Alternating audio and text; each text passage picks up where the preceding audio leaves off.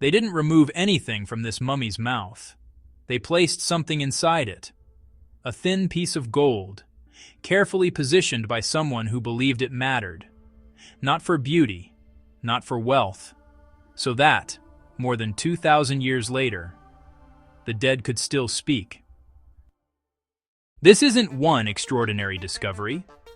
Archaeologists have uncovered burials containing golden tongues at several sites across Egypt, including Marina El-Alamein, Quesna, Taposiris Magna, and Oxyrhynchus. Some of the latest discoveries were announced only recently, but here's what makes them remarkable. This ritual survives the end of the pharaohs.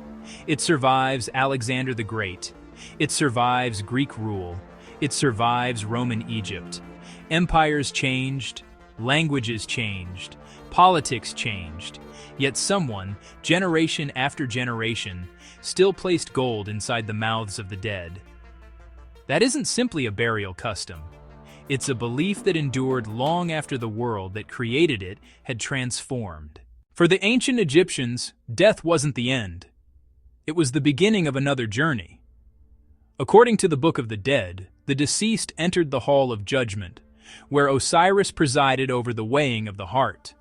The heart was measured against the feather of Ma'at, the symbol of truth and justice. But judgment wasn't completely silent. The deceased was expected to recite sacred declarations, proclaim innocence, and demonstrate knowledge of the divine order. Speech mattered. Identity mattered. Being able to speak meant being able to continue the journey.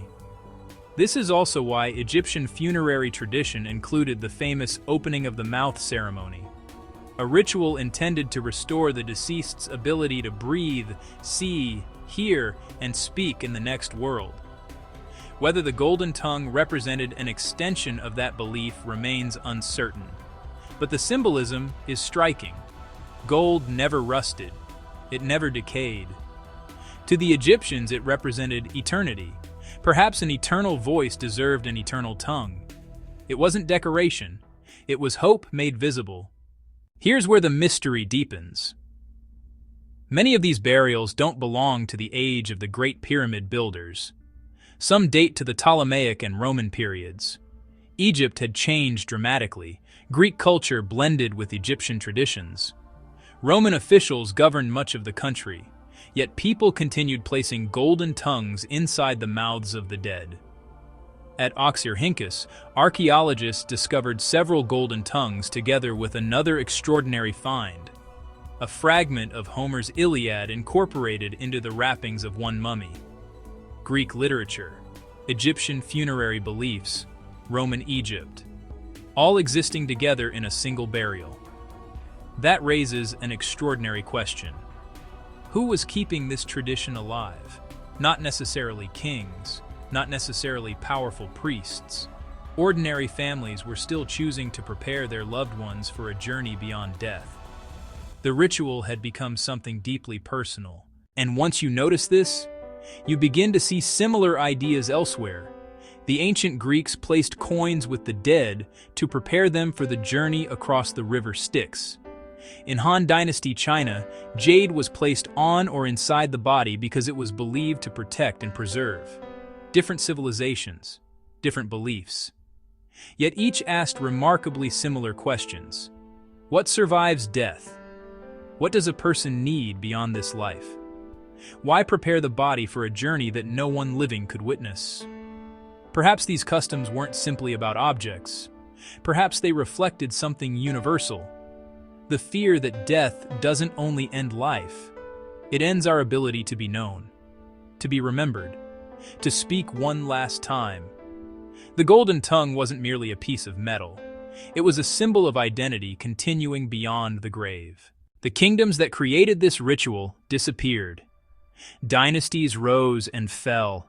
Empires came and went, yet the belief endured, not unchanged, but carried forward by generations who still felt that something essential continued after death. Today, scientists investigate consciousness, near-death experiences, and one of humanity's oldest questions: does anything of us survive? The ancient Egyptians answered that question very differently from modern science, but they understood something timeless.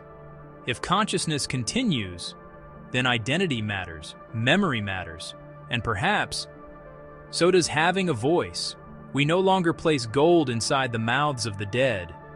Instead, we write eulogies, we leave letters, we record final messages, we preserve voices in photographs and videos. Maybe the ritual has changed, but the hope behind it hasn't. If you've enjoyed exploring this mystery with me, subscribe to Beyond What We Know. Every week we examine discoveries, ancient mysteries, and scientific breakthroughs that challenge what we think we know. Until next time, keep questioning, keep exploring, and never stop looking beyond what we know.